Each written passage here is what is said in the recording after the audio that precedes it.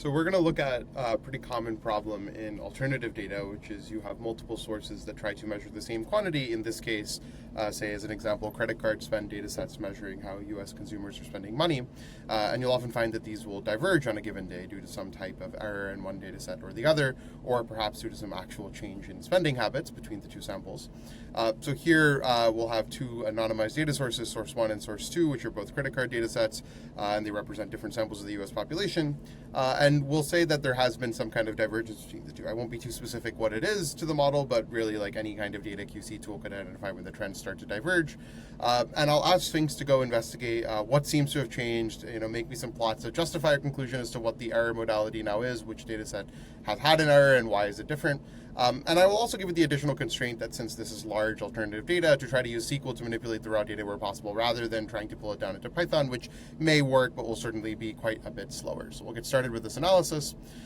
And Sphinx will immediately take this context and start to go find the data, pull it into the tables, etc., start to write some exploratory queries. They, of course, have some SQL case logic issues common in alt data with weird columns. We'll go solve that. And, of course, now we've been able to find at least that there is a problem. You can see that source 2 seems to have plummeted in transaction count, even though its total transaction amount almost matches kind of the regression line trend you'd expect, just falling. It seems like the transaction count has fallen quite a bit. And so we'll let Sphinx figure out why. It's suggesting a couple of aggregations to solve this, so it does seem to have luckily found it in one, but of course if it didn't, it could continue churning through. It does seem like there is a certain brand of card within source 2 that seems to be plummeting in a way that is not necessarily matched by any of the other brands, which seem somewhat flat in terms of usage in dollars. And so now Sphinx can conclude, okay, no further action is needed. Analysis is clear, as you can see in its dialog that's giving out on the left. But it does seem like it's identified the source 041 EC1 as the root of the problem here. So now that we have this root analyzed, what you can do with Sphinx, and this is obviously an analysis that you could run completely autonomously, just whenever there's a divergence, or even if there isn't, ask Sphinx to go take a look and make sure nothing's gone wrong. But we can always pull this back into the IDE, and then we can ask Sphinx questions along the lines of, okay, so if this brand is so bad, what can we do to remediate? Can you take this brand out of the data, get rid of it, and then how well do the two sources correlate with only the remaining supposedly good brands over the last week where we see this issue.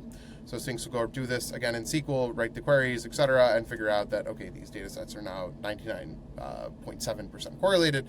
Seems quite good. I mean, they're both samples of the same U.S. population. In this case, I believe they're actually pretty fair samples, so you expect a high correlation.